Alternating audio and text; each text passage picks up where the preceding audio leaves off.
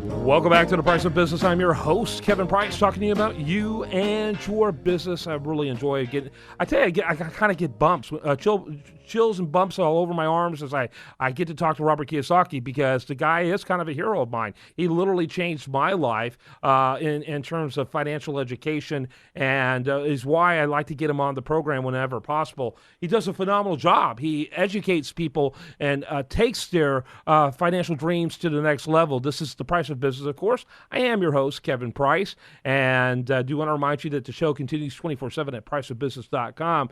Robert, always glad to talk to you. Let's go in deep. Second chance. First of all, what was the idea behind it? Obviously, the economic landscape played a role, but what were you hoping to accomplish?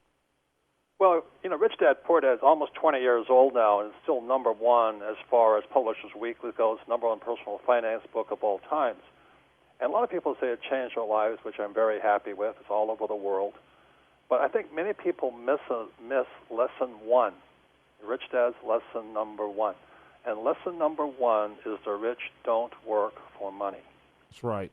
And when people say that, well, it's a very confusing subject because you're taught to go to school and get a job and work hard and save money. Well, the reason lesson one, Rich Dad Poor Dad, is that because in 1971, President Nixon took the dollar off the gold standard, and then the Federal Reserve Bank took over. So today we have millions of people working hard in business. They're trying to, let's say they lose their job or they want to make more money, but they continue to violate lesson one, which is to make more money.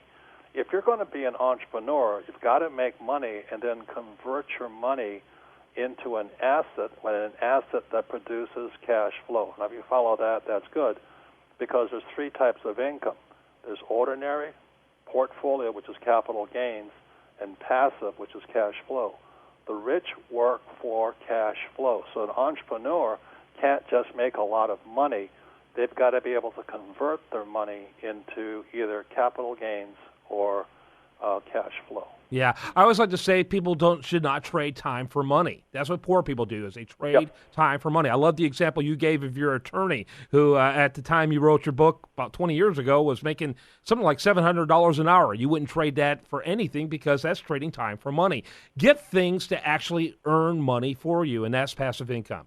Right, and that's why, and there's many ways you can do it. The financial planners are finally saying, you should invest for dividend, stuff like this. But I always take my money, which I make in business, and I invest in real estate because I use debt then to leverage my cash. Does that make sense to you? No, it makes perfect sense. From that I produce cash flow, and ironically, the more debt I have, the less tax I pay.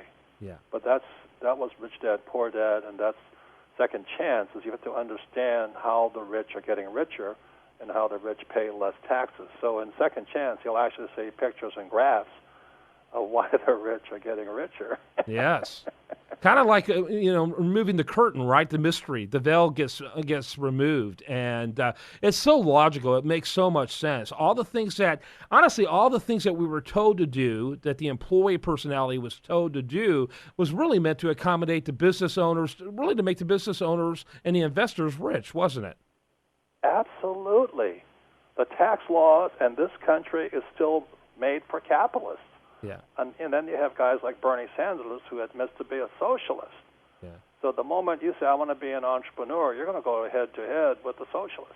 Mm-hmm. And, at the moment you have employees, holy moly, it's a whole nother bag of worms. Let me ask you, got to wrap it up. Where are some of the events you've got coming up that you want people to be aware of? Well, go to richdad.com, and there's all kinds of events. But I think the most important thing goes back to lesson number one, which you talked about, is you've got to be careful who you take financial advice from. My poor dad always said, go to school and get a job. And my rich dad always said, you have to learn how to be an entrepreneur. And there are two different sets of skill sets and two different types of education. Yeah. That's the big difference.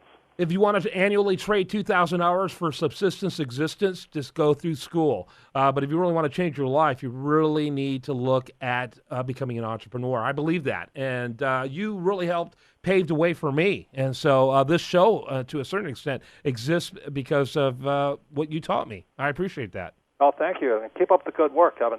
You bet. RichDad.com. Make sure you check it out. Robert Kiyosaki, great friend of this show. We want to remind you, this show continues 24/7 at priceofbusiness.com. Have a great day. We'll see you next time for The Price of Business.